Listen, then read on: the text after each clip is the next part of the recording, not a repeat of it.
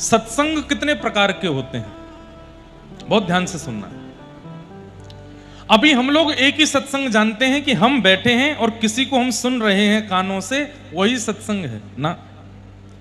सत्संग के अनेक रूप हैं। कथा सुनना भी सत्संग है। अच्छा, ये पंखा बांटे जा रहे हैं, कोई बांट रहा हो का? बस ज्यादा जोर से नहीं, नेक आध देर पसीना सूख जाए फिर बंद कर लियो। हाँ, अम्मू को नेक देर बोलन दो भैया, हैं थोड़ी देर रुक जाओ। तो सत्संग का मतलब कथा श्रवण करना। हमारे शरीर में 10 इंद्रियां हैं, पंच ज्ञानेंद्रिय और पंच कर्मेंद्रिय। आंख, नाक, कान, जीव और त्वचा, ये पंच ज्ञानेंद्रिय हैं।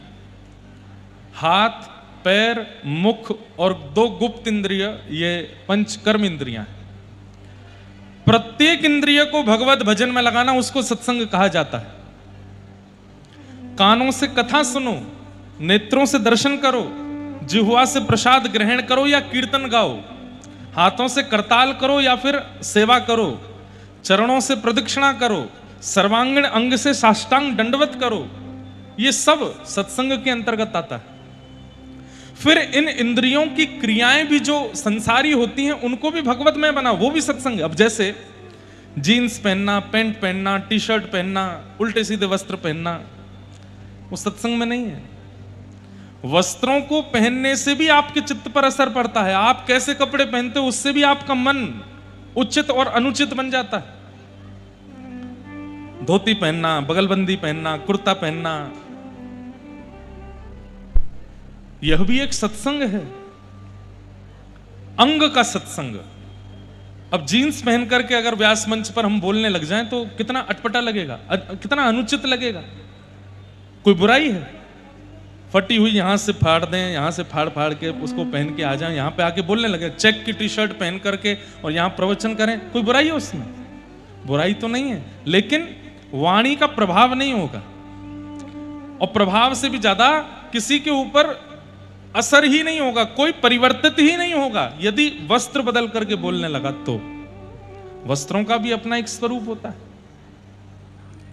तो वस्त्रों से भी सत्संग होता है, भोजन से भी सत्संग होता है। हम क्या खाते हैं वह भी सत्संग के अंतर्गत आता है। हम कुछ भी खा लेते हैं, कहीं भी खा लेते हैं तो वो गैर सत्संग है। कुछ भी पाते हैं तो पहले देखते हैं इसमें तुलसी जी पधराई हुई है कि नहीं, ठाकुर जी का भोग लगा है कि नहीं, तो ही पाना है, तो ही वो सत्संग माना जाता है। कहीं भी पानी नहीं पीते। सब लोग इधर देखो, पंखा वाले विशेष रूप से इधर ही देखो, ध्यान से सुनो। देखो आप लोग पंखा करो, जो पीछे वाले बहुत ध्यान से सुन रहे हैं, इसलिए उनके लिए थोड़ा ध्यान से सुनना। हाँ, वस्त्रों से भी सत्संग होता है, अन्न से भी सत्संग होता है, जल से भी सत्संग होता है, व्यक्ति जिसका हम संग करते हैं उससे भी सत्संग होता है। हम कुछ नहीं खाते, हम कुछ नहीं पीते, हम कुछ गलत नहीं करते। आप जिसके संग 24 घंटे रहते वो, हाँ वो खा लेते, वो पी लेते, वो थोड़ा कभी कभी जो है उल्टे सीधे काम कर ले, पर हम नहीं करते कुछ भी। ये तो वही बात हो गई, चोरी किसने की? बोले उसने की। तुम क्या कर रहे थे? मैं केवल देख रहा था। तो भाई दंड थोड़ा सही तुमको भी मिलेगा। नरक जाने वालों के 6 लक्षण बताए गए हैं, और उन 6 लक्षणों में कौन कौन से लक्षण हैं? अत्यंत कोप, कटुका च वाणी, दरिद्रतां च स्वजनेषु वैरम, नीच प्रसंग, कुलहीन सेवा, चिन्नानि देहे नरकम गतानाम।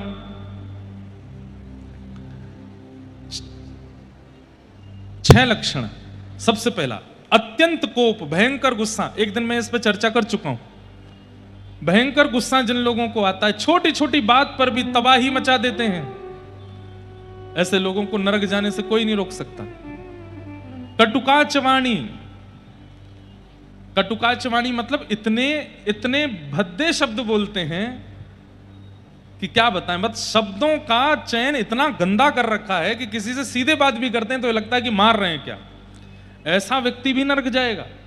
कटुकाच वाणी, और उसमें भी विशेष रूप से ध्यान से सुनिएगा, आगरा वाले और आसपास वाले, हम इसमें ब्रजवासियों को भी ले रहे हैं। गाली दे दे करके बोलना, हर बात पर गाली देना, हर बात पर अपशब्द बोलना, शास्त्र कहते हैं यत्र नार्यस्तु पूज्यन्ते, जहां नारी की पूजा होती है वहां देवता रमण करते हैं, और आप गालियां ही सारी माताएं बहनों की दे रहे हो। कितना अभद्रता है उसमें। नवरात्रि के दिन सुबह 4 बजे से देवी पूजा प्रारंभ कर देते हैं, लेकिन बोलते हैं मां बहन की गालियों से ही बोलते हैं। कितना गलत है। कभी किसी भाई बंधु की गाली नहीं होती है, सारी गालियां हमारी मातृशक्ति को ही दी जाती हैं। कितना बड़ा पाप है। इस प्रकार अभद्र शब्दों का प्रयोग करने वाले को नरक जाना पड़ता। कटुकाच वाणी। और आजकल एक नया ट्रेंड आया है, आजकल व्यक्ति बोलता नहीं है, लिख करके डाल देता है सोशल मीडिया पर। उसको लगता है बोला थोड़ी है मैंने। अरे मनसा वाचा कर्मणा तीनों रूपों में पाप माना जाता है, वह भी पाप है। तो अत्यंत कोप, लिखते जाइए। कटुकाच वाणी, ये लक्षण जिनमें हैं वो सुधारने का प्रयास करो, या जिनको आप जानते हो उनमें ये लक्षण है तो उनको बस एक बात लिख के भेजना, भाई तुम्हारा जो है नरक में रिजर्वेशन कंफर्म हो गया है, क्योंकि तुम्हारे अंदर ये वाला गुण है। आज हम कथा में सुन के आए हैं। अत्यंत कोप, भयंकर गुस्सा, कटुकाच वाणी, गंदे शब्दों का प्रयोग करके बोलना। और कटुकाच वाणी में एक बात और आती है, कई लोग होते हैं वो गाली नहीं देते, लेकिन वो ऐसे तीखे बाण मारते हैं जैसे सब नाश कर दिया तुम्हारा भगवान ने। कल इंद्र ने बरस करके तुम्हारा पूरा विवाह चौपट कर दिया, सारी व्यवस्थाएं खत्म हो गई तुम्हारी। हम तो पहले ही कह रहे। इस प्रकार से जो व्यंग्यात्मक शब्दों में बात करते हैं, लगेगा कि हंस के बोल रहे हैं, लेकिन सामने वाले को पीड़ा हो रही होती है उससे। ऐसे लोग भी नरक जाते हैं। अत्यंत कोप, कटुकाच वाणी, दरिद्रताम च। दरिद्र किसको कहते हैं? असंतोषी जो है, गाड़ी है, घर है, पत्नी है, बच्चे हैं, सब कुछ है, लेकिन फिर भी असंतुष्ट है। ऐसी पत्नी होती तो ज्यादा अच्छा होता, ऐसे बच्चे मेरे होते तो और बढ़िया होता, ऐसा घर मेरा होता तो और अच्छा रहता, ये वाली गाड़ी और मिल जाए। ये असंतुष्टि बनी हुई। अरे भाई तुम 3 समय रोटी खा रहे हो, तुम्हारी आज्ञाकारी पत्नी है, आज्ञाकारी बालक है, आज्ञाकारी पूरा परिवार है, फिर भी तुम असंतुष्ट हो। ऐसे असंतुष्ट दरिद्र लोग भी नरक जाते हैं। सब कुछ मिलने के बाद भी केवल शिकायतें ही करते रहते हैं, कभी शिकायतें खत्म नहीं होती भगवान से इनकी। ऐसे लोगों को भी नरक जाना पड़ता है। अत्यंत कोप, कटुकाच वाणी, दरिद्रताम च। और चौथा आता है स्वजनेषु वैरम। अपने ही माता पिता, अपने ही भाई बंधु, अपने ही शुभ चिंतकों को अपना दुश्मन मान करके उनसे दूरी कर लेना। ध्यान से सुनिए, हमेशा समझाते हैं आपको कि ऐसा नहीं करो, ये अच्छी बात नहीं है, ये अच्छा नहीं। शुभ चिंतकों को अपना दुश्मन मान करके उनसे दूरी बना लेना, स्वजनेषु वैरम, और उनसे बैर करने लग जाना। हमारे भारत का दुर्भाग्य है एक कि हमारे यहां पुलिस थानों में सबसे ज्यादा एफआईआर भाई भाई के द्वंद्वों की है। और कौन से भाई? कजन नहीं, चाचा ताऊ के बच्चों की तो है ही, सगे भाइयों की ज्यादातर लड़ाइयां चल रही हैं, एक दूसरे से बनती नहीं। स्वजनेषु वैरम। अब ये सारे विषय ऐसे हैं कि इन पर कभी विस्तार से चर्चा हो तो फिर करी जाए, लेकिन एक यदि झुक करके स्वीकार कर ले तो कभी भाइयों में द्वंद्व ना हो। मैं बहुत परिवारों में जाता हूं, बहुत घरों में जाता हूं, और जहां कहीं भी भाई भाई, सगे भाई बड़े प्रेम से मिलते हैं ना, एक ही घर में रहते हैं, एक ही बिल्डिंग में रहते हैं, एक ही चूल्हे पे भोजन करते हैं, तो मुझे इतना अच्छा लगता है कि बहुत अच्छा है कि आप लोग ऐसे ही बने रहो बस। नहीं तो आजकल दिखता नहीं है, भाई भाइयों में बैर चल रहा है। स्वजनेषु वैरम। अच्छा, अब ये प्रसंग मैंने कह तो दिया, लेकिन जिन भाइयों के बैर चल रहे होंगे ना, वो मन में क्या सोच रहे होंगे? महाराज जी आपको पता थोड़ी हमारे भाई कितना बुरा करता हमारे साथ। ये मन में चल रहा होगा। हम आपको बताएंगे तो आप भी कहोगे अलग ही रहना ठीक है।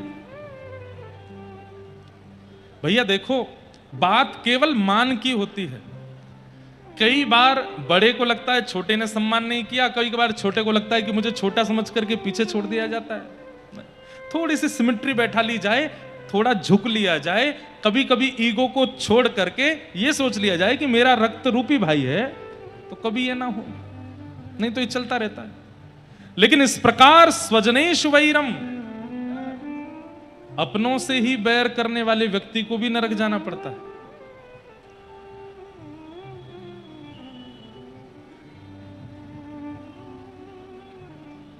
अत्यंत कोप कटुका चवाणी दरिद्रताम च स्वजनेश वैरम। और 5वां आता है नीच प्रसंग। इस विषय के लिए मैं पूरी कथा सुना रहा हूं। नीच प्रसंग मतलब हम गलत नहीं खाते, हम गलत नहीं पीते, हम गलत काम नहीं करते, लेकिन हमारा मित्र खाता है, हमारा मित्र पीता है, और मित्र नहीं परिवार का भी कोई व्यक्ति खाता पीता है, पर हम नहीं छूते। वो करे सो करे, किसको रोके हम।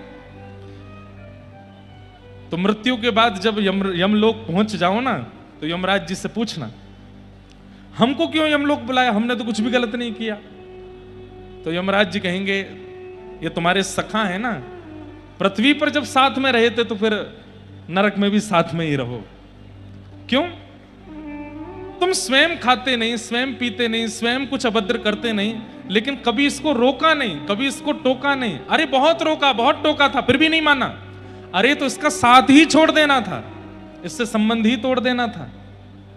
वो भी करने का प्रयास किया, तो फिर क्यों दोबारा लौट के आए? बोले अपना है ना इसलिए आ गए, इसलिए ही नरक में आए हो। स्वजनेषु वैरम। सूरदास जी कहते हैं तजोरे मन हरि विमुखन को संग। गाओ तजोरे मन।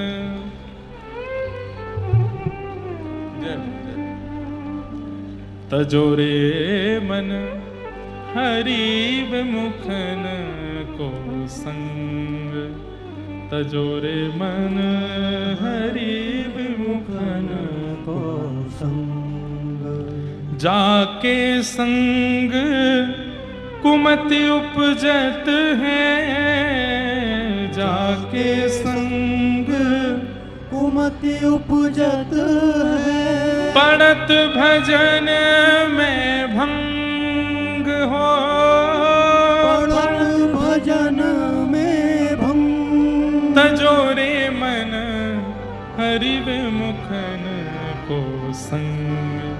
तजोरे मन हरि विमुखन को संग। समझ में आई बात? किस किस का संग छोड़ना है? ध्यान से सुनो।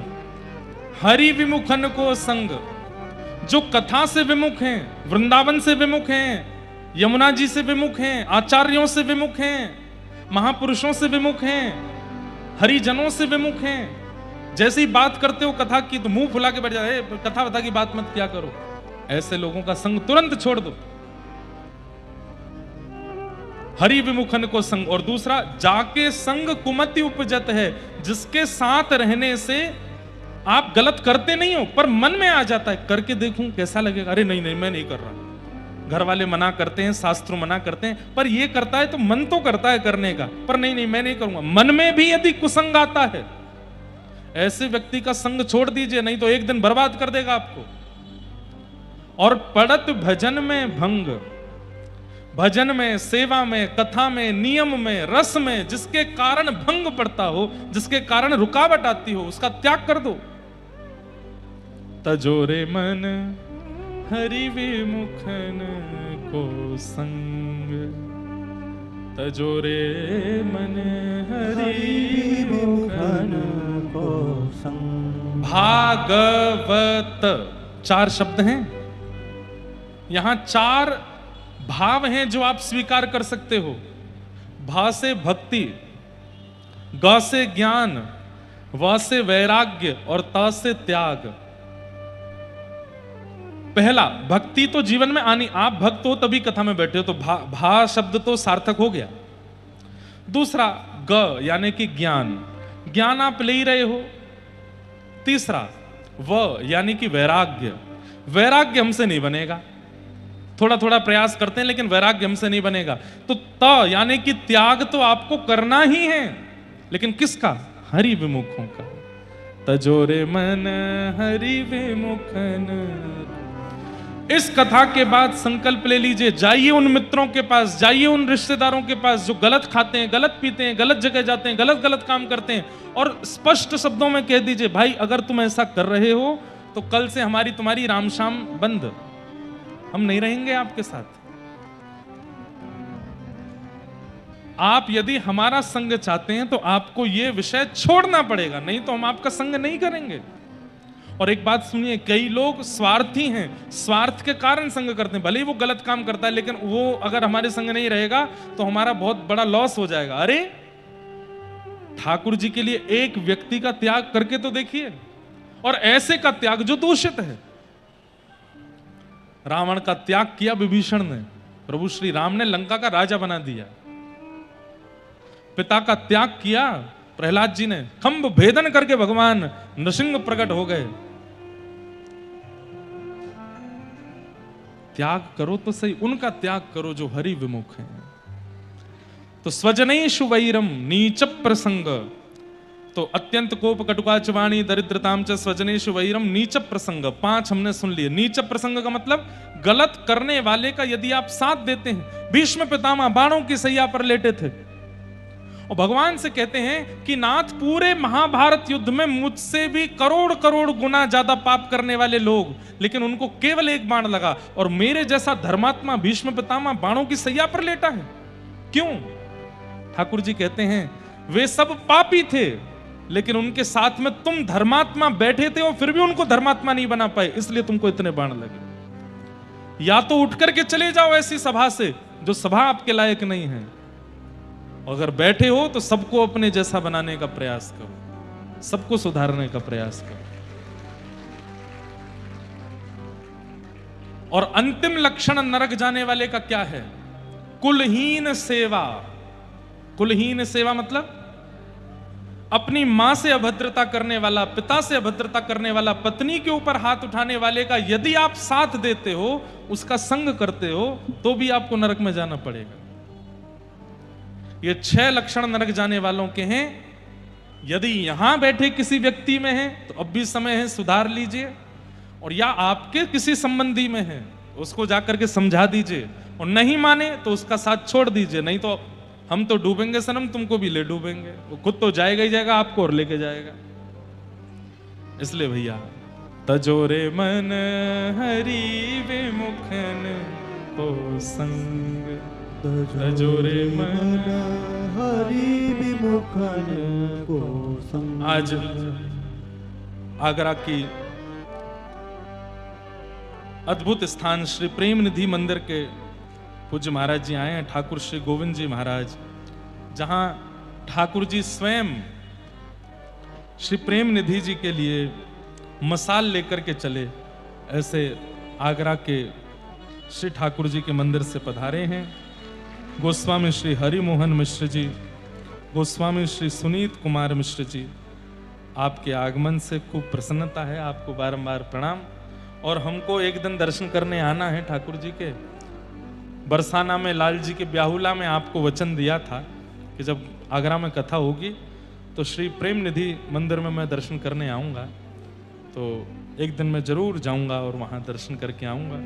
और कल अवसर मिलेगा तो ठाकुर जी की कथा भी हम आपको सुनाएंगे। आपके आगरा में इतने अद्भुत ठाकुर जी विराजमान हैं।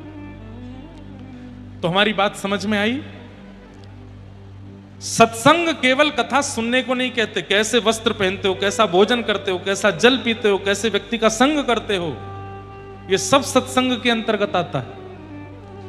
कथा तो सुनते हैं, लेकिन कथा सुनने के बाद में रात के सारे कार्यक्रम फिक्स हैं, कहां पीने जाना है, कहां खाने जाना है, और कल फिर से कथा में आना है। तो ये नियम अच्छे नहीं है। खाने पीने से आप लोग समझ गए होंगे हम कहां संकेत करना चाह रहे हैं। अच्छा, एक बात मैं कथा में कहा करता हूं, दोगले मत रहिए। कथा में भी आते हैं और वो सब भी करते हैं। ऐसे लोगों को तो ठाकुर जी बिल्कुल उद्धार नहीं करते। एक तरफ चुन लीजिए, या तो पूरे पूरे वहीं के रहो या पूरे पूरे यहां के रहो। एक तरफ चुन लीजिए। ये दोनों तरफ पैर रख करके मत बैठिए कि जब अवसर मिला तो वहां भी चले गए, जब अवसर हुआ तो यहां भी आ गए, जब योग्यता बनी तो इधर के भी चस्के ले लिए और जब मन किया तो उधर जाकर के भी ऊधम मचा लिए। नहीं, ये दोगलापन ठाकुर जी को बिल्कुल प्रिय नहीं है। एक जगह के रहो और परिपूर्ण रहो। एक कथा आती है श्री पुरंदरदास जी की। महाराष्ट्र में एक भगवान के परम भक्त हुए श्री पुरंदरदास पुणे के पास में एक पुरंदरपुर नाम की जगह पर रहते थे। ब्राह्मण कुल में जन्मे थे, लेकिन महाकंजूस अच्छा, कंजूस किसको कहते हैं बताओ? कंजूस जानते हैं किसको कहते हैं? सामर्थ्यवान होते हुए भी जो कभी धन निकालता नहीं है। सामर्थ्य नहीं है फिर नहीं निकालता, वो कंजूस नहीं है। सामर्थ्य होते हुए भी नहीं निकालता, उसको कंजूस कहते हैं। तो पुरंदरदास एक सरस्वती बाई नाम की कन्या से उनका ब्याह हुआ। बहुत ध्यान से सुनना, ऐसा नहीं है कि ठाकुर जी भक्तों को ही मिलते हैं, कई बार महासंसारी को भी ठाकुर जी मिलते हैं। रहो एक तरफ, ये दोनों तरफ रहने वाले को ठाकुर जी कभी नहीं मिलते। सब लोग इधर देखो, ध्यान से सुनो। आप सबको आवाज आ रही है हमारी? ध्यान से सुनो। तो पुरंदरदास, एक बार की बात थी कि इनका ब्याह हुआ। सरस्वती बाई इतने कंजूस थे कि इनको ब्याह में एक ही जगह इनकी नजर टिकी हुई थी कि मेरी पत्नी ने कितने गहने पहने, और फेरे लेते लेते भी बोल रहे हैं सुनो ध्यान से, कोई तुम्हारा पायल उतर ना जाए, कंगन उतर ना जाए, और सुनो कल विदाई के बाद घर पहुंचते ही सब मुझे दे देना, मैं रख लूंगा तिजोरी में संभाल के, कहीं इधर उधर हो गया तो। बेचारी सरस्वती बाई बोले ठीक है। विदाई होकर के जब घर आए तो घर पे आते ही ना भोजन ना पानी ना जल, कुछ नहीं, सीधे चलो लाओ सब सामग्री उतार दो, ये नाक वाला भी उतार दो, कान वाला भी उतार दो, सिर वाला सब उतार के दे दो। पत्नी ने सब उतार दिए, हाथ के कंगन वंगन सब उतरवा दिए, उनके पैर की पाजे वाजे कुछ नहीं पहनने दिया। सरस्वती बाई बोली माता पिता बड़े लोग कहते हैं कि सूना नहीं रहना चाहिए सौभाग्यवती नारी को, अशुभ होता है। अरे देवी तुम जानती नहीं हो कितने चोर चकटे घूमते रहते हैं, कोई ले गया तो निकाल के फिर क्या करोगी? बोले एक नाक की बाली तो रहने दीजिए, ये नाक का कांटा तो रहने दीजिए, बाकी सब ले लीजिए। बोले हाँ ठीक है, एक काम करो, एक पहन के रखो, बाकी सब दे दो। सब उतरवा करके रख लिया। कोरी घूमती है उनकी पत्नी, एक चीज नहीं पहनने देते, पता नहीं इधर उधर कर दिया, मेरे साले का कहीं मना गया, कहीं रात में आके बहन के कंगन उतार के ले गया तो, ऐसी सोच। कंजूसाई केवल क्रिया में नहीं होती, कई लोगों की बुद्धि में भी कंजूसाई होती है। वो यही सोचते रहते हो इसने निकाल लिए होंगे, इसने ले लिए होंगे, यहां से वहां चले गए, इतना ज्यादा ये नहीं होना चाहिए। तो पुरंदरदास महाकंजूस, लेकिन उनकी पत्नी सरस्वती बाई परम भक्ता थी। वो बस यही सोचती रहती थी कि कभी इनकी बुद्धि सुधरेगी, कभी हम भी दान पुण्य करेंगे, हम भी कभी ब्राह्मणों को घर बुलाएंगे, कभी कथा कराएंगे, आदि आदि सब करेंगे। लेकिन कभी हुआ नहीं। सालों निकल गए कथा को, विवाह को। पुरंदरदास की स्थिति ऐसी कि होली दिवाली पर पत्नी कहती कि मुझे मायके जाना है, तो स्वयं नहीं जाते, साले को बुलवाते, तुम लेके जाओ नहीं तो मेरा खर्चा हो जाएगा इसको लेके जाने आने। इतने कंजूस। ठाकुर जी रीझ गए, बोले तेरी कंजूसाई से रीझ गए हम, एक बार तेरे पास जरूर आवेंगे। और एक बार पुरंदरदास जी अपनी दुकान पर बैठे थे और ठाकुर जी एक दीनहीन से ब्राह्मण का रूप धारण करके, बिल्कुल सामान्य से वस्त्र पहन करके, बिल्कुल अकिंचन बन करके और उसकी दुकान पर पहुंच गए। ब्याज पे पैसे देते थे ये, इनका काम क्या था? ब्याज पे पैसे देना। तो ठाकुर जी जब आए तो आकर के बोले भैया मैं गरीब ब्राह्मण हूं, मेरी इकलौती पुत्री है, उसका विवाह होने वाला है, और जहां ब्याह होने वाला है मांग जाच तो कुछ नहीं की, पर उन्होंने कहा है अच्छा ब्याह कर देना, तो मेरे पास तो ज्यादा है नहीं, मुझे पता चला इस नगर पे ब्याज में पैसा तुम देते हो, इतने ब्याज के पैसे तुम्हारे पास रहते हैं, एक ब्राह्मण को दान कर दो, थोड़ा सा धन दे दो, मैं अपनी बेटी का ब्याह कर लूंगा। ठाकुर जी गए हैं ब्राह्मण बन के। पुरंदरदास बोला ये कहां से बला आ गई मेरे ऊपर, अरे भैया मेरे पास इतनी व्यवस्था नहीं है, और ऐसा नहीं है, ऐसा टालने लगे। अरे भैया आप कर सकते हो, आप सर्वसमर्थ हो, आप कर सकते हो, देख लीजिए ना। नहीं माने। अंत में पुरंदरदास जी बोले भैया देखो ऐसे नहीं दूंगा मैं, तुम पीछे पड़ रहे हो, एक काम करो। बोले क्या? कोई एक वस्तु मेरे पास रख के चले जाओ और पैसे ले जाओ। बोले मैं कहां से कौन सी वस्तु रखूं, मुझ में कुछ है ही नहीं। बोले भैया यही एक तरीका है और कोई तरीका नहीं है मेरे पास, कोई वस्तु मेरे पास रख दो, पैसे ले जाओ। तो भगवान तो भैया चतुर शिरोमणि है ठाकुर जी। तो ठाकुर जी बोले ठीक है मैं कुछ करता हूं व्यवस्था। पुरंदरदास के घर पहुंच गए ठाकुर जी, और पुरंदरदास के घर के पास जाके उसकी पत्नी के आगे इतना रोए, आपके पतिदेव पूरी दुनिया को पैसा ब्याज पे देते हैं, एक ब्राह्मण को थोड़ा सा पैसा देने में उनकी इतनी हालत खराब हो रही है। अंत तो गत्वा मान गए हैं, लेकिन शर्त ऐसी रखी है कि मैं कर नहीं सकता। बोले क्या? बोले कह रहे हैं कुछ वस्तु मेरे पास रखूं। मैं क्या रखूं, मुझ पर कुछ है ही नहीं। पत्नी बोली मैं क्या बताऊं, मैं तो इतने वर्ष हो गए शादी के, आज तक बदले ही नहीं वो। तो भगवान भी ऐसे अद्भुत, देवी अब तुम ही मेरी रक्षा करो, मैं अपनी बेटी का ब्याह कैसे करूंगा, किस मुंह से घर जाऊंगा बिना पैसे लिए, मैं कैसे करूं, मैं कैसे उनको समझाऊं। ठाकुर जी बोले अब मेरे पे और कोई रास्ता नहीं है, अब एक ही रास्ता है। बोले क्या? सोई ठाकुर जी ने विष की एक शीशी निकाली और निकाल करके बोले मैं विष पी जाऊंगा, तुम्हारे द्वार पर ही प्राण त्याग दूंगा, अब तो यही एक उपचार है और कोई उपचार नहीं है। और जैसे ही विष निकाल करके, अब तो इतने में ही वो सरस्वती बाई, नहीं नहीं नहीं नहीं आप ये मत करो, ये मत करो, आप एक काम करिए। बोले क्या? ये मेरी नाक की एक कील है, ये रख लीजिए, इसको आप कहीं बेच दोगे तो 2-2.5 हजार रुपए आपको मिल जाएंगे, आप अपनी बेटी का ब्याह कर लेना। पुरंदरदास वो ब्राह्मण जो बन के भगवान गए थे, वो सोने की कील लेकर के बड़े खुश, अरे बिटिया मुझ पे कभी अवसर मिलेगा मैं वापस करने आऊंगा। बोले कोई बात नहीं, आप तो जब वापस करने आएंगे तब तक शायद मैं जीवित ना बचूं, क्योंकि रात को आते ही पतिदेव इसको ही देखते हैं, वो इतने कंजूस हैं, उसको भी रोज देखते हैं कि है कि नहीं, और रात में जब नहीं दिखेगी तो वो तो मेरे प्राण हरण कर ही लेंगे, आप ले जाइए अपनी पुत्री का ब्याह अच्छे से करना। लेकिन ठाकुर जी भी बड़े चतुर, वो कील लेके ही गए पुरंदरदास के पास। बोले एक वस्तु है, मैं गिरवी रखने को तैयार हूं। पुरंदरदास बोले दिखाओ। जैसे ही हाथ में वो कील रखी, ये तो मैंने देखी है कहीं। बोले अब तुमने कहां देखी मुझे नहीं पता, पर मेरे पास यही वस्तु, तुम कहां से लाए? बोले मैं कहीं से भी लाया हूं, तुमको वस्तु रखने से मतलब है, मुझे पैसा दो। पुरंदरदास ने उस कील को रखा अंदर, चाबी से तिजोरी बंद की, कुछ रुपया निकाल करके भगवान को दे दिए। बोले अब चलो दुकान बंद करो, मैं अब घर पहुंचता हूं। अपनी पत्नी बड़ी दानवीर बनती है, उसको बताता हूं। दुकान में एक बालक काम करता था, वो दौड़ के गया सरस्वती बाई से जाके बोला भाभी माँ आज बचो आप। बोले क्यों? बोले आपने किसी को नाक की कील दी थी? बोले हाँ, एक दीन हिंसा ब्राह्मण है, उसने जाके वो सेठ जी को दे दी है, और वहीं जाके गिरवी रखवाई। अब सेठ जी आ रहे हैं, पुरंदरदास आ रहे हैं। अब तो वो विठोबा विठल भगवान का एक चित्र लगा था घर में, रोने लगे।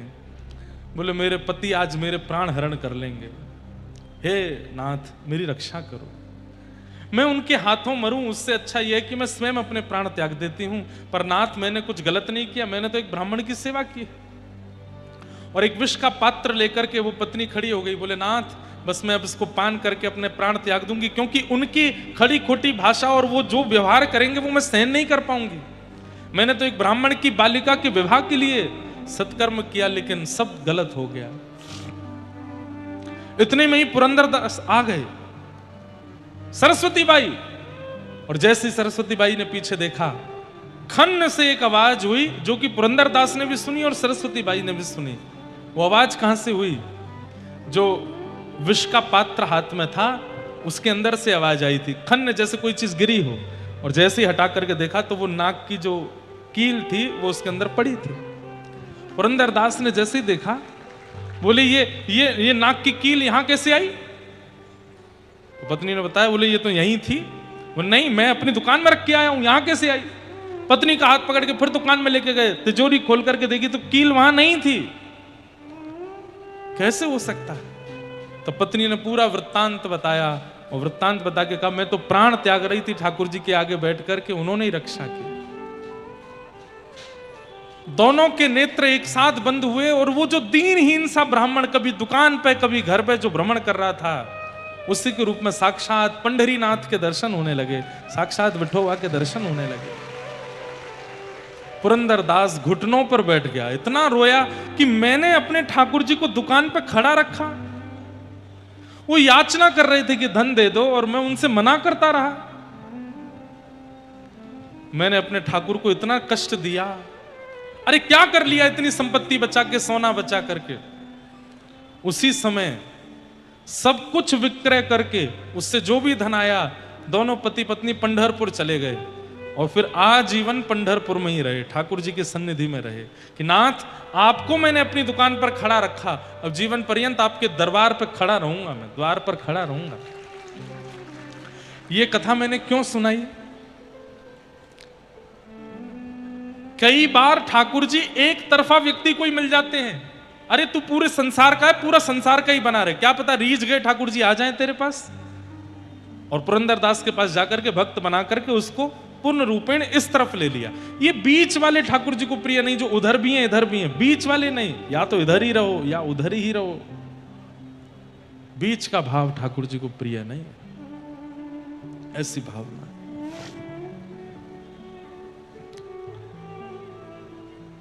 तो ऐसे सब भाव हैं मन के। कल हम लोग प्रेम और भाव से भागवत जी के प्रथम स्कंद की चर्चा सुन रहे थे, जहां वेदव्यास जी ने भागवत की रचना की और अपने पुत्र श्री सुखदेव जी को प्रदान की। पिता को चाहिए, ध्यान से सुनिएगा जितने पिता यहां बैठे हैं, पिता को चाहिए अपनी संपत्ति पुत्र को नहीं देनी है, पात्र को देनी है। और यदि वो पुत्र पात्र नहीं है तो संपत्ति नहीं देनी है, और देने का ही मन है तो पहले उसको पात्र बनाओ, तब ही दीजिएगा। क्योंकि पुत्र तो हो रहे हैं आज घरों में, लेकिन पात्र नहीं है, योग्य नहीं है, श्रेष्ठ नहीं है। इसलिए पहले पुत्र को पात्र बनाइए। वेदव्यास जी ने भागवत जी शुकाचार्य जी को देने से पहले सुखदेव जी को जनक महाराज की सभा में भेजा परखने के लिए कि ये पात्र है कि नहीं। और जब पता चला कि सुखदेव जी पात्र हैं, तब व्यास जी ने उनको भागवत जी प्रदान की, और वही भागवत जी श्री सुखदेव जी ने परीक्षित को सुनाई। यदा ब्रधे कौरव संजयाना वीर स्वथो वीर गतिम गतेषु व्रकोदरा विग्ध गदा विमर्श भृगनोरुदंडे धृतराष्ट्र पुत्रे। परीक्षित को 7 दिन में मरने का श्राप क्यों लगा? सौनकादि ऋषियों ने यह प्रश्न किया और सूत जी महाराज पूरे प्रसंग सुनाते हैं। महाभारत की छोटी सी कथा है। अंतिम युद्ध चल रहा था, पांडवों की विजय हो गई। पांडवों ने कौरवों को हरा करके विजय प्राप्त की, तो कौरवों की तरफ से गुरुपुत्र अश्वत्थामा ने सोते हुए पांडवों को मारने का प्रयास किया, लेकिन पांडवों की जगह द्रौपदी के 5 पुत्रों को मार दिया। अगले दिन अर्जुन ने अश्वत्थामा को पकड़ करके द्रौपदी के सन्मुख किया, द्रौपदी ने उसको क्षमा दान दिया। भगवान बड़े प्रसन्न हो गए। बंधुओं, क्षमा बड़ेन को चाहिए, छोटेन को उत्पात। छोटे तो उत्पात ही करते हैं, बड़ों को चाहिए कि उनको क्षमा किया करें, पर बार बार नहीं, ज्यादा से ज्यादा 2 बार, और तीसरी बार भी वही अपराध करे तो फिर उसको थोड़ा बहुत जो है उसकी सिकाई करनी चाहिए, ऐसा नियम है। लेकिन क्षमा करना चाहिए, क्षमाशीलता। बंधुओं, क्षमा बलिदान है। हर कोई क्षमा नहीं कर पाता। देख लूंगा तुझे, तो देखूंगा मैं, तूने मेरे संग ऐसा किया, तू आइयो बेटा तेरे को बताऊंगा मैं। हम लोगों का स्वभाव व्यवहार ऐसा बन जाता है। बदला लेने की भावना बनी रहती है 24 घंटे। देख लूंगा करते करते प्राण चले जाते हैं, यमराज जी देख लेते हैं हमको फिर एक दिन। क्या करना है? ये संसार में प्रतिस्पर्धा करके, एक दूसरे से बैर करके, पैज करके, अरे कहां तक है, कथाओं में भी पैज होने लगा है। उन्होंने कथा कराई, इनसे 21 करा के दिखाऊंगा मैं। ऐसे ऐसे भी लोग होने लग गए हैं। गलत है। इसके लिए संसार में आए हम, इसको नीचे दबाना है, इससे ऊपर उठना है, इससे ये करना है, इससे बदला लेना है, इसने ऐसा किया इसके संग ऐसा करना है। नहीं, बहुत कम दिन है हमारे पास भजन करो, साधन करो, कथा सुनो, अपना विचार, व्यवहार, बुद्धि सब इतना निर्मल कर लो कि ठाकुर जी प्राप्त हो जाएं। ये संसार की प्रतिस्पर्धा में पड़ने के लिए नहीं आए हैं हम लोग, भगवत प्राप्ति के लिए आए। क्यों आए हैं संसार में? कभी पूछा अपने आप से? इस दुनिया में आए क्यों हैं हम लोग? यहां दोबारा ना आने के लिए आए हैं। यहां दोबारा ना आना पड़े इसलिए आए हैं। पुनरपि जननम पुनरपि मरणम पुनरपि जननी जठरे शयनम। बार बार जन्म होता है हम लोगों का। कभी अपने कर्मों के अनुसार छिपकली बनते हैं, कॉकरोच बनते हैं, चींटी बनते हैं, और क्या बनते हैं, मछली बनते हैं, कछुआ बनते हैं, गधा बनते हैं, घोड़ा बनते हैं, खच्चर बनते हैं, और क्या बनते हैं, बिल्ली बनते हैं, कुत्ता बनते हैं। ये सारी योनियों में भटकते रहते हैं। हर मृत्यु के बाद ठाकुर जी से प्रार्थना, एक बार मानव बना दीजिए, मैं आपको डिसअपॉइंट नहीं करूंगा, एक बार बना के तो देखिए। नहीं नहीं नहीं, अभी तू जा छिपकली बन। फिर छिपकली बना देते हैं, फिर मरते हैं। फिर ठाकुर जी एक बार बना दीजिए ना, क्योंकि एकमात्र मानव देह है जहां से संसार से एग्जिट लिया जा सकता है। ये मानव देह ही है जहां से एग्जिट और हमेशा के लिए इन दोनों हो सकते हैं। लेकिन हम लोगों की स्थिति क्या है? हम एग्जिट कर ही नहीं पा रहे हैं और अंदर घुसते चले जा रहे हैं और अंदर, क्योंकि कर्मों का जो लेखा जोखा है वो भी मानव जन्म से ही होता है। बहुत ध्यान से सुनिएगा। मानव देह नृदेह माध्यम सुलभम सुदुर्लभम प्लवम सुकल्पम गुरुकर्णधारम मयानुकूलेन नभस्वतेरितम पुमान भवाब्धिम न तरेत स आत्मा। इस दुनिया में सबसे मुश्किल क्या है? भगवान श्री कृष्ण स्वयं उद्धव को बता रहे हैं, इस दुनिया में सबसे मुश्किल है मानव बन करके आना। जो मैं और आप हम सब बन के बैठे, ये सबसे मुश्किल है। तो मानव बन के आए तो क्या करें? बोले एग्जिट ढूंढो, निकलना कैसे है इस संसार से। इससे पहले ना जाने कौन सी मैया के गर्भ में आए थे, उससे पहले और जाने कौन सी मैया के गर्भ में आए थे। चलो इस बार तो एक मानव माँ के गर्भ में थे, वो ध्यान भी रखती है, अच्छा खाती है, अच्छा पीती है, हमारा सब ध्यान रखती है। जानवरों के कोख में जब हम लोग रहते हैं वो तो विचार भी नहीं करते। कई जानवर तो ऐसे हैं वो जन्म लेते ही बालकों को ही खा जाते हैं। इस संसार में दोबारा नहीं आना, यही एक एग्जिट का तरीका है। ये मानव जन्म मिला है, मानव देह मिला है। भज गोविंदम भज गोविंदम गोविंदम भज मूढ़मते। आद्य गुरु शंकराचार्य भगवान कहते हैं भज गोविंदम भज गोविंदम गोविंदम भज मूढ़मते। कृष्ण नाम जपो, हरि नाम जपो, भगवान नाम जपो, निकल लो इस संसार से, दोबारा आना ना पड़े यहां पर। लेकिन यहां से निकलने की तो योजना हम बना नहीं रहे, यहां पे और फंस जाते हैं। क्या होता है? मृत्यु के बाद चित्रकेतु आते हैं, भगवान ब्रह्मा के पीए, पर्सनल असिस्टेंट चित्रकेतु। और चित्रकेतु आकर के हमारे पूरे जीवन का लेखा जोखा बताते हैं। इसके साथ बुरा किया, इसके साथ अच्छा किया, यहां पर इतना खाया, यहां पर इतना गवाया, ऐसा ऐसा किया, इसके साथ छल, इसके साथ कपट, इसके साथ इतना बुरे काम किए। मुक्ति तो नहीं मिलेगी तुमको। अब क्या मिलेगा? बोले फिर से जन्म लेना पड़ेगा। कहां जन्म होगा? बोले पूर्व के कर्मानुसार अब तुमको सर्प बनना पड़ेगा, जाओ सांप बनो। और जैसे ही आप किसी मानव के अलावा किसी अन्य योनि में जाते हैं तो 84 लाख में घूमना ही पड़ता है, फिर मानव देह मिलता है। कितना मुश्किल है मानव देह प्राप्त करना। अच्छा, एक जगह मैंने पढ़ा था, सर्प कौन बनते हैं पता है? जो बहुत इकट्ठा करते रहते हैं, ये इकट्ठा, इतना इकट्ठा कर लिया महाराज, अब उसको निकालने का नाम नहीं लेते। तो भगवान फिर अगले जन्म में उनको सर्प बना देते हैं, जाओ कुंडली मार के बैठे ही रहो इकट्ठा करके। सर्प अधिकतर कहां मिलेंगे? तय खानों में है, तिजोरियों में है, सोने चांदी के। आपने सुना होगा वृंदावन के उस मंदिर में अंदर तय खाना, वहां पर सर्प बैठे इसलिए द्वार नहीं खुलते। गोवर्धन में एक है, वहां पे भी सर्प हैं, बड़े बड़े फुसकार की आवाज हमने तो सुनी है, ऐसा लोग बोलते हैं। सर्प कौन बनता है? जो केवल इकट्ठा करता रहता है। ऐसे सबका वर्णन है, क्या क्या करने वाला जीव कौन बनता है। लेकिन चिंता की बात यह है कि अगर मानव देह के बाद दोबारा यदि उस योनि में गए तो 84 लाख पूरी करनी पड़ेगी, तब जाकर के मानव बन पाओगे। इसलिए ये इसको अंतिम मानिए जो मिल गया है, ये दोबारा नहीं होना चाहिए। कहीं दोबारा जन्म लेना पड़ गया तो बहुत दिक्कत है भैया। इसलिए अभी सब अच्छा है, कथा भी सुन रहे हो, ब्रजमंडल के पास में हो, यमुना जी के तट पर हो, निकल लीजिए यहां से। मत करिए ऐसे ज्यादा इकट्ठे अपने कारनामे कि दोबारा आना पड़े इस संसार में।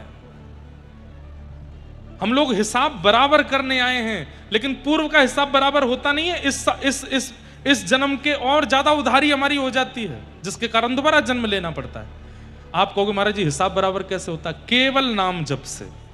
जितना नाम जप करते जाओगे करते जाओगे करते जाओगे, पूर्व के कर्म बंधन कटते जाएंगे। जैसे मान लीजिए अब कितने पे ठाकुर जी रीझते हैं ये ठाकुर जी जाने। किसी की एक माला से भी रीझ जाते हैं, किसी की 1-1 लाख माला से भी नहीं रीझते। रिझाने का एक बहुत बढ़िया तरीका है, क्या? एक माला से भी रीझ जाएंगे। कैसे? स्वभाव अच्छा रखो, दीन बनो, दैन्यता रखो, ज्यादा चतुर मत रहो, सरल रहो, सहज रहो। अगर व्यवहार अच्छा है तो एक माला में भी वो खुश हो जाएंगे, और एक माला से आपके पूर्व जन्म के एक अपुण्य को भी नष्ट करते चले जाएंगे। और लाख लाख माला करते हो लेकिन अभिमान में चूर, किसी से सीधे मुंह बात नहीं करते, व्यवहार भी विचित्र है, स्वभाव भी विचित्र है, तो 1 लाख माला भी कल्याण नहीं कर पाएगी। इसलिए भैया निकल लीजिए, फिर से कह रहा हूं निकल लीजिए यहां से। अच्छा अवसर मिला है, कथा मिल रही है, सत्संग मिल रहा है, भजन मिल रहा है, खूब करके निकल लो यहां से, दोबारा आना ना पड़े। जय हो। श्री राधा रमण लाल की जय। परम पूजनीय प्रातः स्मरणीय श्रीमन माध्व गौड़ेश्वर वैष्णवाचार्य श्री पद्मनाभ गोस्वामी जी महाराज श्री राधा रमन लाल जी के परम सेवायत आज पधारे हैं। आप सब आगरा वासियों की ओर से महाराज जी को बारंबार प्रणाम।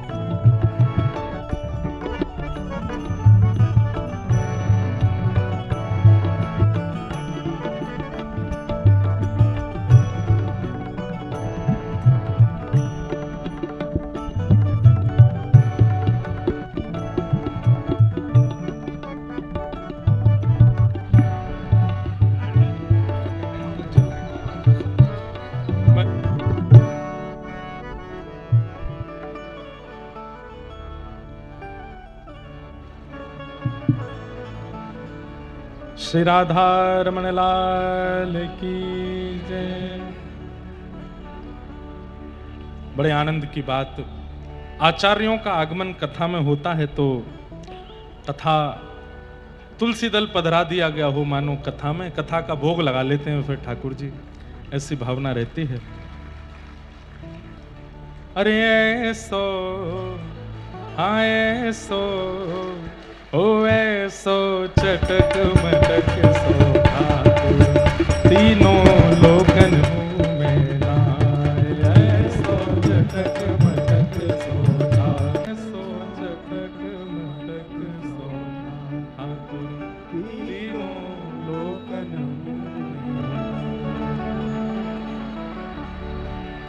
तो भैया ऐसे चटक मटक लाला के पड़ोस में ही हैं हम लोग। इतनो साधन करनो है, इतनो भजन करनो है, इतनो नाम जप करनो है कि दोबारा या दुनिया में आनो नहीं पड़े।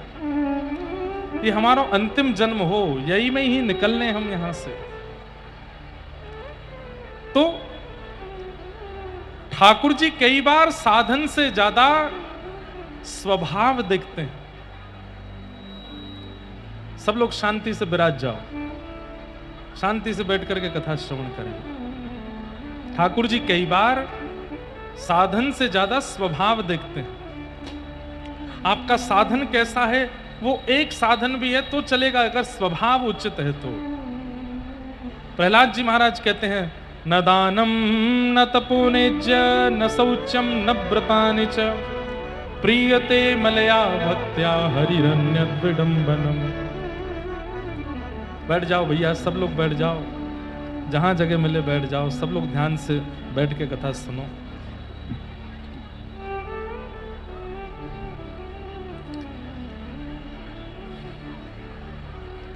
न दानम न तपोनिज न शौचम न व्रतानि च। न दान से, न तप से, न पवित्रता से, न यज्ञ से, इन सबसे भगवत प्रसन्नता प्राप्ति नहीं हो सकती। तो फिर कैसे होगी? बोले प्रियते मलया भक्त्या। निर्मल मन वाली भक्ति जो करते हैं उनसे ज्यादा ठाकुर जी प्रभावित रहते हैं। स्वभाव के सुंदर हैं, विचारों के सुंदर हैं, व्यवहार के सुंदर हैं, ऐसे लोगों का किया गया एक भजन भी ठाकुर जी को प्रिय है। लेकिन विचार, व्यवहार, स्वभाव, बुद्धि सब में दूषित हृदय वाले हैं और ठाकुर जी के भजन में लगे हैं, ठाकुर जी को प्रिय नहीं। द्रौपदी ने क्षमा दान किया, भगवान प्रसन्न हो गए। बालकों के हत्यारे को क्षमा कर रही है, इसलिए क्षमाशील व्यक्ति ठाकुर जी को प्रिय है। आगे भगवान द्वारिका को प्रस्थान करने लगे। उत्तरा दौड़ी दौड़ी भगवान के चरणों में आई कि मेरे गर्भ शिशु को मारने के लिए ब्रह्मास्त्र छोड़ दिया है। तब भगवान ने उस गर्भस्थ बालक की रक्षा की। वही बालक परीक्षित के रूप में जन्मे। कुंती ने भगवान की स्तुति गाई, भीष्म पितामह ने भगवान की स्तुति गाई। और जैसे ही भगवान द्वारिका पहुंचे, कुछ दिन में खबर आई कि उत्तरा के गर्भ के बालक का जन्म हुआ। नाम हुआ परीक्षित। धीरे धीरे परीक्षित बड़े हुए। एक दिन खबर लेकर के अर्जुन आए कि भगवान श्री कृष्ण अपनी लीला पूरी करके प्रस्थान कर गए। श्री कृष्ण लीला का विराम जैसे ही सुना पांडवों ने, उसी समय अपने राज्य गद्दी पर परीक्षित को बैठा करके पांडव वहां से प्रस्थान कर गए। कहां? स्वर्गारोहण को। परीक्षित को राजा बना दिया। धीरे धीरे परीक्षित बड़े हुए। एक दिन परीक्षित को कलयुग मिला। कलयुग कैसा था? भयंकर विकराल रूप में था और अपने हाथ में खड़ग लिए, फरसा लिए, वृषभ के 3 पैर काट चुका था, चौथा पैर काट रहा था। जैसे ही परीक्षित जी महाराज ने जाकर के रोकने का प्रयास किया तो कलयुग वहां से भाग गया। परीक्षित जी ने पूछा कि हे वृषभ, आप कौन हो? बहुत ध्यान से सुनना। वृषभ यानी बैल। वृषभ से पूछा आप कौन हो? तो उसने कहा मैं धर्म हूं। बोले आप धर्म? बोले हां। धर्म के 4 चरण होते हैं, सत्य, दान, दया और पवित्रता। ये चतुर लक्षण जिनमें हैं वही व्यक्ति प्राथमिक धार्मिक माना जाता है। प्रथम धार्मिक। धार्मिकों की भी बड़ी बड़ी श्रृंखलाएं हैं, लेकिन पहली सीढ़ी धार्मिक व्यक्ति की इन 4 लक्षणों से पता चलती है। सत्य, दान, दया और पवित्रता। जी हाँ, मैं कर लूंगा। जी जी। सत्य, दान, दया और पवित्रता, ये 4 लक्षण जिस व्यक्ति के अंदर हैं वो धार्मिक माना जाता है। सत्य बोलता है, दानशील है, दान पुण्य करता है, दयाशील है, सब पर दया करता है, और चौथा पवित्रता, देह से और मन से, दोनों से पवित्र है, वही धार्मिक है। ये पहली श्रेणी है। लेकिन विडंबना ऐसी कि वृषभ के 3 पैर काटे जा चुके थे, एक पैर पर खड़ा है। इसका मतलब कलयुग में धर्म का एक ही पैर एक्टिव है। 3 पैर काट दिए हैं कलयुग ने। कौन कौन से? दया, दान और पवित्रता। केवल एक ही पैर है सत्य, और धीरे धीरे वो भी कट रहा है, धीरे धीरे वो भी नष्ट हो रहा है। गिने चुने लोग संसार में होंगे जो सत्य का अनुमूलन करते हैं, सत्य का पालन करते हैं, प्रत्येक दिन केवल सत्याचरण करते हैं ना। दया तो हम में है ही नहीं, दान तो हम करते ही नहीं है, पवित्रता नाम की कोई चीज नहीं। आप कहोगे महाराज जी खूब तो करते हैं, फिर क्यों कह रहे हो? दया नहीं है। दया का भी आडंबर जैसा है। अगर किसी पे दया कर रहे हैं तो एक फोटोग्राफर चाहिए पास में, खींच लो, दया कर रहे हैं हम। ऐसे तो हम दयावान हैं। दान कर रहे हैं तो अगले दिन अखबार में निकलवा रहे हैं, हमने इतना दान किया, इतना दान किया, इतना पुण्य किया, इतना ऐसा किया, इतना ऐसा किया।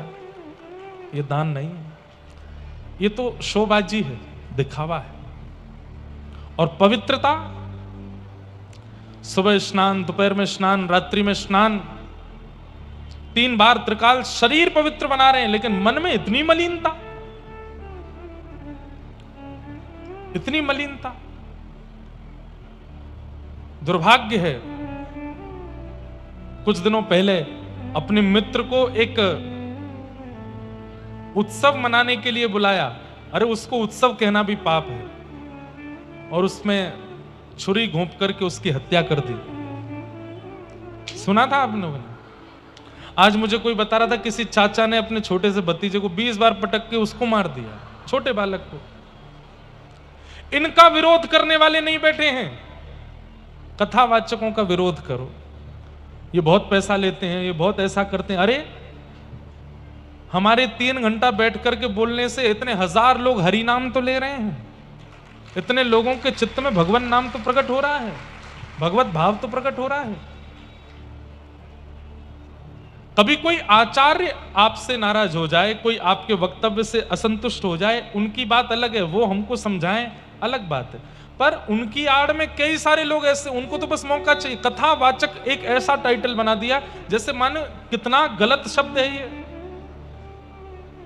और ये हर कथावाचक के लिए नहीं है, बस वो कथावाचक बुरे हैं जिनके में भीड़ बहुत होती है, जिनकी कथा में 3 घंटे पहले से लोग आकर के बैठ जाते हैं, वो कथावाचक अच्छे नहीं हैं। जिन कथावाचकों की कथा में 10 लोग बैठे हैं, जिसमें से 8 लोग सो रहे हैं, वो अच्छे हैं। कैसी विडंबना संसार की। और कोई और विरोध नहीं कर रहा है, सनातन के लोग ही विरोध करते हैं। कैसी उनका तो विरोध नहीं किया जा रहा, जो इस प्रकार से दूषित कर्म कर रहे हैं, कितनी माताएं बहनों की इज्जतें लूटी जाती हैं, उनका विरोध कोई नहीं करता। उनके बारे में गंदे शब्द लिखने नहीं आते आपको। लेकिन कोई वक्ता मंच पर बैठ करके कथा कर रहा है, इतनी मोटी दक्षिणा लेते हैं, इतना मोटा पैसा। कौन सा पैसा ले लिया? और कितने बड़े बड़े भवन बना लिए। ऐसे लोगों की इतनी मानसिकता दुर्बल होती जा रही है, दूषित होती जा रही है। हमको तो लगता है कि हम कथा कर करा के हम ही निकल लें, क्योंकि संसार के लोग बड़े विचित्र हैं। फिर वो एक पंक्ति आती है, मेरे को अच्छे से याद भी नहीं है। कौन है तू, तेरा नाम है क्या, सीता भी यहां बदनाम हुई, कुछ तो लोग कहेंगे, लोगों का काम है कहना, छोड़ो बेकार की बातों में बीत न जाए रहना। अरे स्यमंतक उपाख्यान आएगा भागवत जी में। भगवान श्री कृष्ण, बहुत ध्यान से सुनिए सब लोग, भगवान श्री कृष्ण जिन्होंने द्वारिका का निर्माण किया, जिन्होंने सोने की नगरी का निर्माण किया, जिन्होंने समस्त यदुवंशियों को वहां बसाया, जिन्होंने यदुवंशियों के बच्चों की पढ़ाई लिखाई सबकी व्यवस्था की, एक छोटी सी भूल हो गई और सारे यदुवंशी भगवान को ही गालियां देने लग गए। सत्राजित नाम का एक व्यक्ति था, उसने भगवान पर कलंक लगा दिया कि इन्होंने मेरी सिमंतक मणि चुराई है, और उसने लगाया तो लगाया, पूरी नगरी मान भी गई कि हां चुराई होगी। भगवान हंस रहे थे अपनी सभा में। उद्धव बोला, भगवान बड़ी बदनामी हो रही है द्वारिका में। ठाकुर जी बोले, उद्धव सोच तो सही, बदनाम करने वाले कौन हैं? जिनको मैंने बुलाया, मैंने बसाया, मैंने नगरी बना के दी, और बदनामी कर किसकी रहे? जिसने सब कुछ किया उसी की। और गलती केवल इतनी थी कि भगवान ने सत्राजित से कहा कि तुम्हारे पास जो मणि है ये 5000 किलो सोना रोज देती है, इसको हमको दे दो। इतने सोने का अकेले तुम क्या करोगे?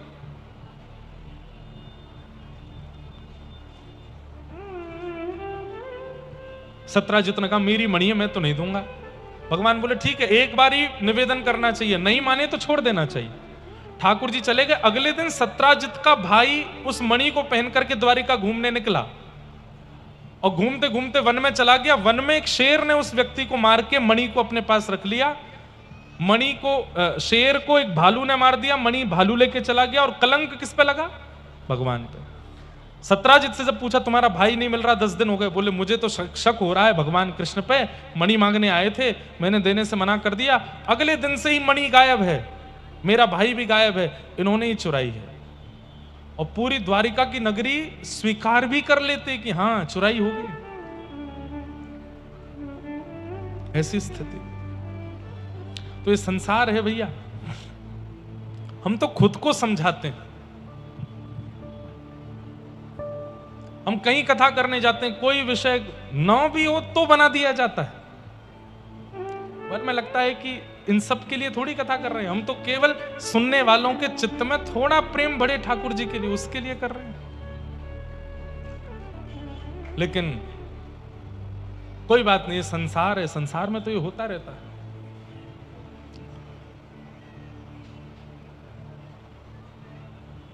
चार चरण हैं धर्म के: सत्य, दान, दया और पवित्रता। इस संसार में, कलयुग में, केवल सत्य के चरण पर खड़ा है धर्म। दान, दया और पवित्रता खत्म हो चुकी है। कलयुग को बुलाकर के परीक्षित जी ने कहा, मेरा राज्य छोड़ करके चले जाओ। कलयुग बोला, महाराज सतयुग के बाद त्रेता, त्रेता के बाद द्वापर, द्वापर के बाद मेरी बारी है कलयुग, ऐसे कैसे चला जाऊं? बोले, आप मुझे कुछ स्थान दे दीजिए। बोले, ठीक है।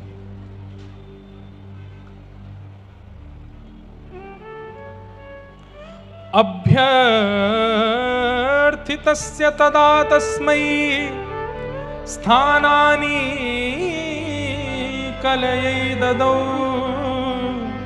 द्यूतं पानं स्त्रियः सून यत्रा धर्मश्चतुर्विध। 4 स्थान दिए। द्यूतम मतलब जुए में रहना। द्यूतम, ध्यान से सुनिएगा सब लोग। कलयुग के 4 स्थान: पहला जुए में रहना, दूसरा पानम मदिरा सुरा पान में रहना, भक्ष भक्ष सेवन में रहना, पर स्त्री संग में रहना, पर पुरुष संग में रहना, और चौथा स्थान दिया द्यूतम पानम स्त्रियः सूना। चौथा स्थान दिया हिंसा में रहना, लड़ाई झगड़े, मार काट, कलेश, उपद्रव, इनमें रहना। और पुनश्च याचमानाय जात रूप मदात प्रभो। कलयुग ने कहा, एक स्थान और दे दीजिए, 4 थोड़े कम है, राउंड फिगर कर दो, 5 दे दो। तो 5वां स्थान क्या दिया? बिना मेहनत के कमाए गए धन में रहना। ये 5 स्थान कलयुग के हैं। सबसे पहला स्थान क्या है? जुआ, जहां पर हम सट्टा लगाते हैं, रुपए को गिरवी रखते हैं, ये काम होगा तो ये इतना इतना, ऐसा। वो सट्टा जो खेलने वाले वो जानते होंगे कैसे। नहीं खेलना है, लक्ष्मी को कभी दांव पर नहीं लगाना है, नहीं तो नारायण नाराज हो जाएंगे। धन लक्ष्मी है और उनको दांव पर लगाने वाला व्यक्ति महापापी है। इसलिए जुआ नहीं खेलना। कभी कभी लगता है कलयुग इतना खतरनाक क्यों होता जा रहा है? क्योंकि ये 5 स्थान एक्टिव हैं भाई। हम पंडाल के अंदर बैठे हुए 10-12 हजार लोग होंगे, हम नहीं खेलते, लेकिन करोड़ों लोग हैं खेलते हैं। मैचेस चलते हैं, उनमें फिक्सिंग चलती है, ना जाने क्या क्या लोग किस किस तरीके से खेलते हैं। जुआ खेलते हैं। जुए में क्या होता है? लक्ष्मी को दांव पर लगाया जाता है, धन को दांव पर लगाते हैं, पाप है। जीवन में कभी जुआ नहीं खेलना, और खेला है तो प्रायश्चित करो, अब नहीं खेलना।